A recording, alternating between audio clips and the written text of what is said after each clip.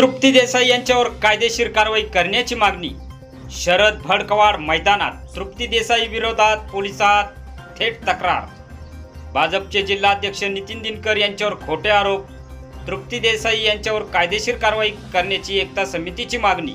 तृप्ती देसाई यांच्यावर कायदेशीर कारवाई करण्यात यावी, एकता समिती अध्यक्ष शरद भडकवाड यांची मागणी।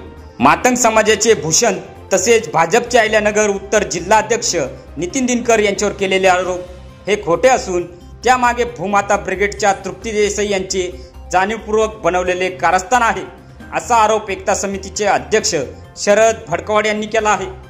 त्यांनी तृप्ती देसाई यांच्यावर कायदेशीर कारवाई करण्यात यावी अशी मागणी केली आहे। नितीन दिनकर यांच्या वैयक्तिक कौटुंबिक कार्यक्रमातील व्हिडिओ क्लिप्स समाज माध्यमावर तसेच काही प्रसार माध्यमांकडे देऊन त्यांची प्रतिमा मलिन करण्याचा प्रयत्न होत असल्याचा आरोप करण्यात आला आहे।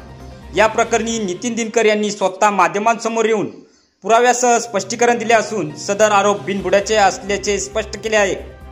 याबाबत आश्वी बुद्रुक पोलीस ठाण्यामध्ये एकता समितीच्या वतीने निवेदन देण्यात आले असून तृप्ती देसाई यांच्यावर कायदेशीर कारवाई करण्यात यावी अशी लेखी मागणी करण्यात आली आहे। यावेळी भारत छबू भडकवाड, आकाश सुरेश भडकवाड, सतीश छबू भडकवाड, सचिन भागवत भडकवाड, कैलास चंद्रभान भडकवाड, राजेंद्र रवींद्र भडकवाड, आकाश भडकवाड, कैलास भडकवाड, भारत भडकवाड, सचिन बोरुडे, संजय भडकवाड, संतोष बर्डे, तुळशीराम भडकवाड, योगेश राक्षे यासह एकता समितीचे पदाधिकारी मोठ्या संख्येने उपस्थित होते। या प्रकरणामुळे राजकीय वर्तुळातही चर्चांना उधाण आले असून तृप्ती देसाई यांच्यावर नेमकी कारवाई केली जाणार का नाही याकडे सर्वांचे लक्ष लागले आहे। अशाच ताज्या घडामोडी बघण्यासाठी आत्ताच आपल्या आवडत्या निर्भीड जनता न्यूज चॅनलला सबस्क्राईब करा, लाईक करा तसेच शेअर करा।